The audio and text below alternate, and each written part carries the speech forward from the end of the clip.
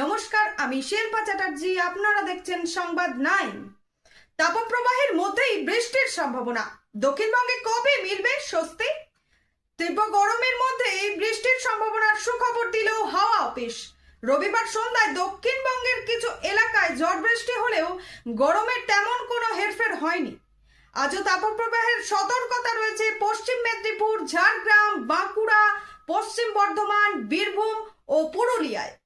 তবে বৃহস্পতিবার থেকে দক্ষিণবঙ্গে বিক্ষিপ্ত বৃষ্টি হতে পারে, যা চলবে শনিবার পর্যন্ত। কলকাতায় আজ তাপমাত্রা থাকতে পারে 35 ডিগ্রি সেলসিয়াসের আশেপাশে। থাকবে ভ্যাপসা গরম। উত্তরে বৃষ্টি কম হলেও দার্জিলিং ও কালিম্পংয়ে হালকা থেকে মাঝারি বৃষ্টির সম্ভাবনা রয়েছে। গরম থেকে কবে মিলবে স্বস্তি? আপডেটের জন্য দেখতে থাকুন সংবাদ 9।